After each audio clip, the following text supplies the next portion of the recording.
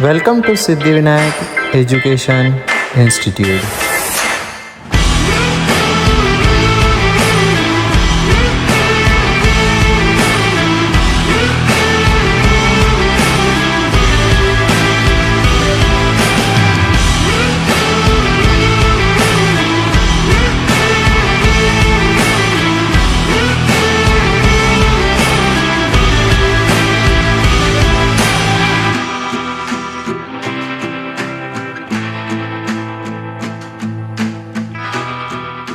Hello everyone, कैसे आप सभी लोग। आई होप आप लोग अच्छे होंगे। My name is Monika Ashok Rakhade. I am from Siddhivinayak institute Gondia. आज हम एनएलएम मतलब न्यूटन्स लॉ ऑफ मोशन ये चैप्टर का छोटा सा टॉपिक मतलब पूरी कंसेप्ट का पढ़ने वाले हैं, ठीक है। और एक बात ध्यान रखिएगा, अगर आपको एनएलएम समझा है नहीं फिजिक्स समझा, क्योंकि जो एनएलएम चैप्टर है वो पूरा बेसिक चैप्टर है। अगर आपको एनएलएम आया तो ऑसिलेशन वगैरह मतलब फिजिक्स का एनएलएम के बाद जो भी चैप्टर आने वाले हैं वो पूरे समझ आएंगे। देखिए अब हम पुली वाला पढ़ने वाले हैं, तो हम इसमें एजम्पशन करेंगे जो हमारी पुली जो रहेगी वो फ्रिक्शनलेस रहेगी, ठीक है। तो हम यहाँ पे लिखते हैं पुली इज फ्रिक्शनलेस, ठीक है। अगर सपोज देखिए ये सरफेस है एक, यहाँ पे हमारी पुली है और यहाँ पे एक स्ट्रिंग है, ठीक है। और यहाँ पे एक ब्लॉक है, यहाँ पे एक ब्लॉक है, ठीक है। अब देखिए सपोज नहीं तो हम ऐसे भी कर सकते हैं, इसमें ये ब्लॉक थोड़ा नीचे रहेगा, ये ब्लॉक थोड़ा ऊपर रहेगा, ठीक है। अब हम इसका नाम क्या देंगे, m1, ठीक है। इसका मास m1 है, इसका मास क्या देंगे हम m2 देंगे, हो गया। अगर m2 हो गया, अगर इसका देखो ये जो एक्सेलरेशन यहाँ से लेके यहाँ तक होगा ना, क्योंकि वो ऑब्जेक्ट देखो ये स्ट्रिंग ऐसे जा रही तभी तो ये नीचे है ना। हम ऐसे भी बोल सकते हैं जो m1 का मास है वो बड़ा रहेगा m2 से, क्योंकि जो देखिए ये नीचे जा रहा है मतलब इसका मास ज़्यादा होगा तभी तो ये नीचे जा रहा है ना, ठीक है। और एक्सेलरेशन का डायरेक्शन ये रहेगा और ये नीचे आएगा तो इसका डायरेक्शन ये रहेगा, ठीक है। सपोज अगर हम बोलेंगे, सपोज इसका नाम दे देंगे हम a1 और इसका नाम दे देंगे हम a2, ठीक है। a1 और a2, ध्यान रखिए जो a1 और a2 है वो इक्वल इन मैग्नीट्यूड तो रहेंगे, उनका जो डायरेक्शन रहेगा वो अपोजिट रहेगा, ठीक है। अगर हम सपोज इनकी एफवीडी बना के देखते हैं, देखिए सपोज ये m2 की एफवीडी बना के देखेंगे तो नीचे क्या लगता है, परपेंडिकुलर डायरेक्शन में m2g लगता है, हमें पता है, ठीक है। और देखिए यहाँ पे क्या लगेगा, हमारा टेंशन लगेगा, है ना, ये टेंशन हो जाएगा। तो ऊपर के डायरेक्शन में क्या लगेगा, टेंशन लगेगा, हाँ। इसका सब हम जब इक्वेशन बनाने जाएंगे तो इक्वेशन क्या बनेगा, देखिए एक्सेलरेशन का डायरेक्शन ऊपर की ओर है मतलब ऊपर का जो फोर्स है वो ज़्यादा बड़ा रहेगा, इसमें क्या आएगा t बड़ा रहेगा, माइनस क्या करेंगे हम m2g करेंगे, ठीक है। m2g इज इक्वल्स टू हम क्या करेंगे m2a, क्योंकि इसका मास m2 है, ठीक है। हम अभी m1 की एफवीडी बना के देखते हैं, चलो। वही कहानी यहाँ पे करना पड़ेगा, m1g नीचे लगेगा परपेंडिकुलर डायरेक्शन में, ऊपर t लगेगा, पर इसमें एक्सेलरेशन डायरेक्शन किधर है, नीचे की ओर है। नीचे की ओर होने वजह से हमारा जो इस केस में हमारा m1g रहेगा वो बड़ा रहेगा, ठीक है। t is equals to m1a, ठीक है। अगर अभी हम सपोज इन दोनों इक्वेशन को ऐड करेंगे तो हमको एक्सेलरेशन मिल सकता है। अगर सपोज ये ऐसी फिगर दी सपोज हमको दी है और हमको सपोज बोला है कि आप a निकालो, t1 निकालो, t2 निकालो, तो हम कैसे करेंगे, इन दोनों इक्वेशन को सपोज हम ऐड कर लेंगे, ठीक है। ऐड करेंगे, ये प्लस है ये माइनस है, ये कट जाएगा ये भी कट जाएगा, ठीक है। इन दोनों को हम करेंगे तो क्या होगा, m1g माइनस m2g हो जाएगा, is equals to m2a plus m1a हो जाएगा, ठीक है। और सिंप्लीफाई करें, इसमें से क्या g कॉमन निकलेगा ना, g, तो क्या होगा m1 minus m2 is equals to, इसमें से क्या कॉमन निकलेगा, a निकलेगा, ठीक है। हमको क्या निकालना था, a निकालना था। तो ये सपोज हम g m1 minus m2 upon ये इधर कर लेंगे तो ये मिल जाएगा, m2 plus m1 is equals to a। ये हमारी a की वैल्यू निकल गई। अभी हमको बोला है कि आप t1 की वैल्यू निकालो, तो हम लेट सपोज हम इसको t1 t1 t1 t1 देते हैं और इसको क्या देंगे, हम t2 दे देंगे। ठीक है, इस फिर हमको यहाँ पे भी t1 t1 t1 t1 ऐसे लिखना पड़ेगा। ठीक है, अभी हमको क्या की वैल्यू निकालना था, t1 की वैल्यू निकालना था। तो हम सपोज इस इक्वेशन में हम t1 की वैल्यू पुट करेंगे, सॉरी a की वैल्यू पुट करेंगे तो हमें t1 मिल जाएगा ना। तो हम इस इक्वेशन को ऐसा तो लिख सकते हैं, t is equals to m2g minus, नहीं इस इक्वेशन को हम ऐसे लिख सकते हैं, देखो इस इक्वेशन को t is equals to m1g minus m1a ऐसा लिख सकते हैं ना। ठीक है, अभी हम यहाँ पे m1g जैसे का वैसा ही रहेगा। हम यहाँ पे क्या पुट करेंगे, a की वैल्यू पुट करेंगे। a की वैल्यू m1 तो जैसे का वैसा, और a की वैल्यू क्या थी, g m1 m2 upon m2 plus m1।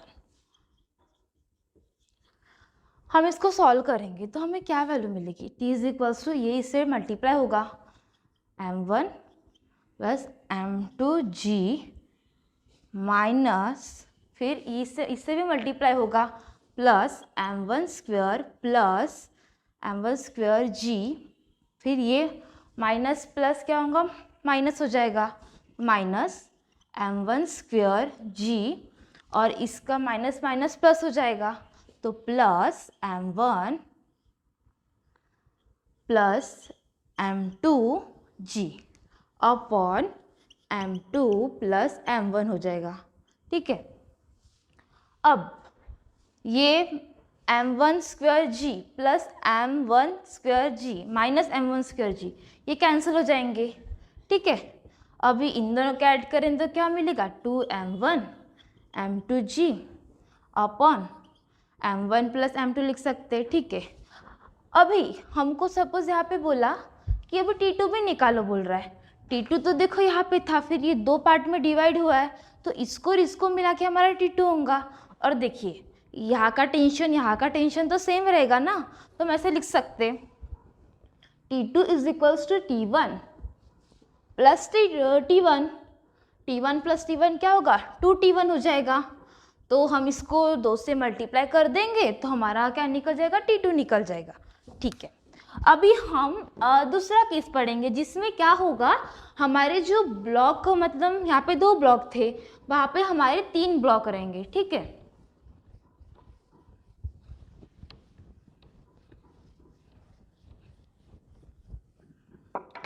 अभी हम लिखेंगे केस 2। केस 2 यहाँ पे हमारे कितने ब्लॉक रहेंगे, 3। ठीक है, ये सरफेस है हमारा, यहाँ पे हमारी पुली है।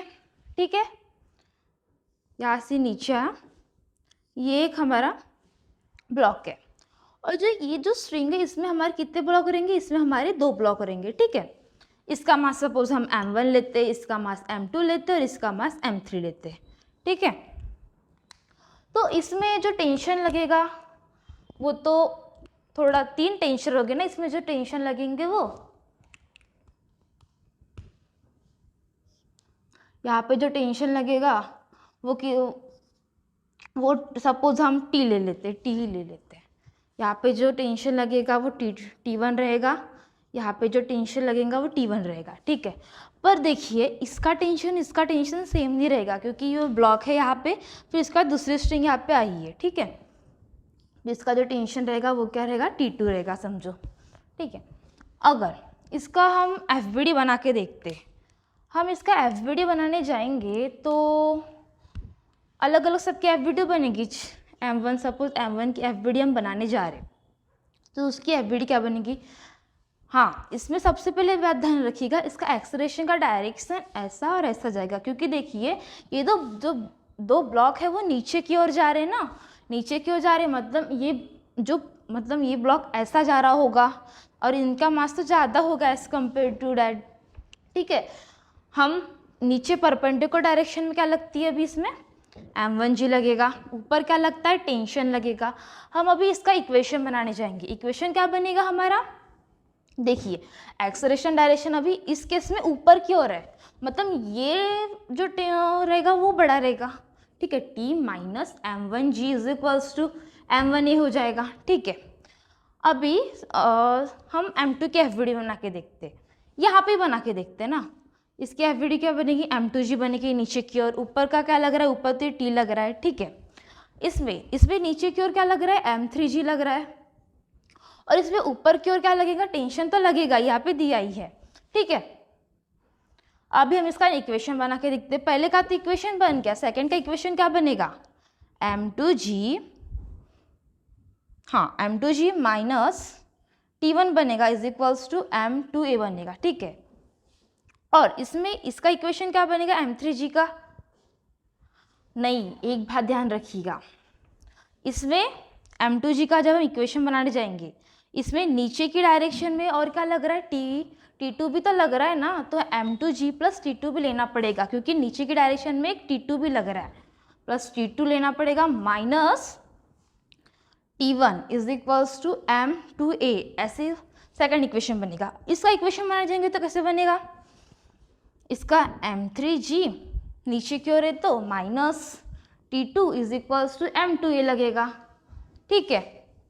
अभी इक्वेशन बन गया, हमको लेट्स वही कहानी, यहाँ पे बोला है हमको a निकालो बोलेगा कभी, तो इसमें जैसे 3 ब्लॉक दिए रहेंगे, तो इसमें एक सिंपल सी ट्रिक याद रखना, हमें a निकालने बोला है, तो ये दोनों साथ में जोड़िए, मतलब कॉम्बिनेशन बना रहे एक तरह से, ठीक है। तो हम क्या लिख सकते हैं, m2 प्लस m3 लिख सकते हैं, और ये थोड़ा अलग है तो इसको हम माइनस m1 लिख सकते हैं ना, और नीचे में क्या लिखना, टोटल जितना भी मास है उनको प्लस कर देना, m1 plus m2 plus m3, ठीक है।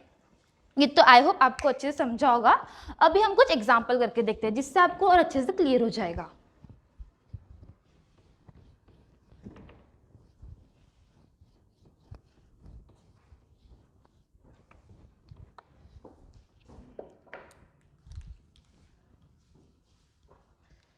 अभी कुछ हम एग्जाम्पल करके देखते हैं।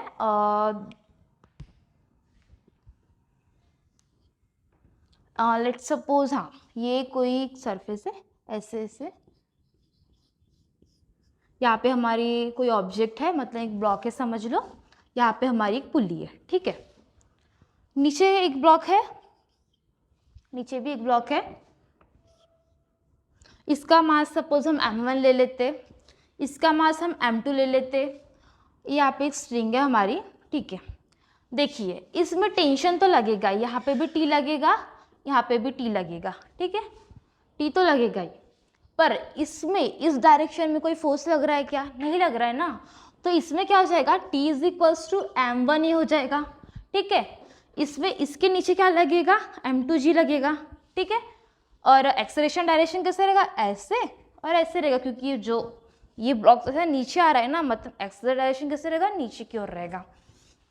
इसका हम इक्वेशन बनाने जाएंगे सपोज, तो हाँ इस क्वेश्चन में हमको सपोज बोल दिया है कि आप a निकालो और t निकालो, ठीक है।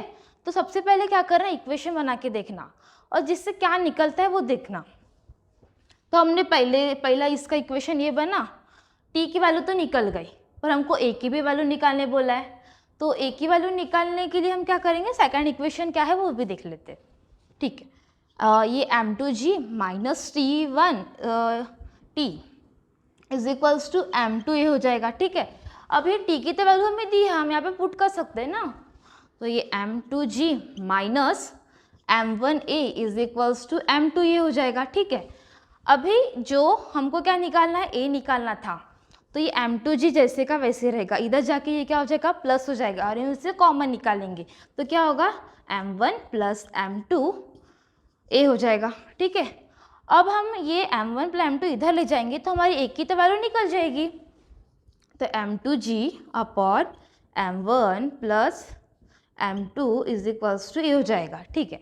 अगर ठीक है a की तो वैल्यू निकल गई तो हम यहाँ पे पुट कर सकते ना, t की वैल्यू में a पुट करके हमारी a की वैल्यू अच्छे से निकल जाएगी, ठीक है। तो हम a की वैल्यू इसमें पुट कर देंगे, m1 a था, a की वैल्यू क्या थी m1 जैसे का वैसा, और a की वैल्यू थी m2g upon m1 plus m2। अभी हम और एक एग्जाम्पल करके देख लेते फिर। तो अभी तो हमने बस m1 m2 लिया था, बस अभी हम कुछ वैल्यू, सपोज हमको कुछ मास कुछ दिया रहेगा तो हम कैसे निकालेंगे वो कर सकते, ठीक है।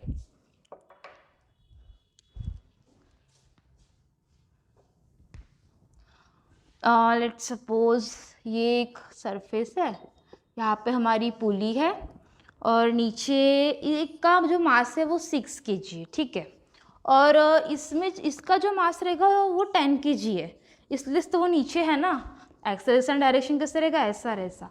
इसमें हमें क्या निकालने बोला है, इसमें बोला है कि आप टी निकालो, T1 तो नहीं, टी ले लेते, टी निकालो बोल रहा है। तो हम टी कैसे निकालेंगे, तो हम इक्वेशन तो बना सकते हैं। इसका इक्वेशन बनाने जाएंगे तो हमारा इक्वेशन क्या बनेगा, नीचे m1g लगेगा, ठीक है। इक्वेशन बनाने जाएंगे तो इसका इक्वेशन बनेगा हमारा t minus m1g is equals to m1a। पर हमें यहाँ पे वैल्यू दी है तो हमें यहाँ पे 6 तो पुट करना पड़ेगा। इसमें हम 10 पुट कर देंगे g की वैल्यू, पर हम यहाँ पे a की वैल्यू क्या पुट कर देंगे, a की वैल्यू तो हमें मिली ही नहीं है ना, निकालना पड़ेगा। तो a की वैल्यू कैसे निकालेंगे, देखिए इसमें जो लगने वाला जो फोर्स नीचे की ओर m2 मतलब 6g बोल देंगे हम यहाँ पे, और ये 10g, ठीक है, वो तो लगेगा इसमें। पर g की वैल्यू पुट करेंगे तो क्या होगा, 100 हो जाएगा, 100 न्यूटन। यहाँ पे g की वैल्यू पर 600 न्यूटन हो जाएगा। हमें एक्सेलरेशन निकालना, एक्सेलरेशन निकालने के लिए हम क्या करेंगे, 60 हो जाएगा।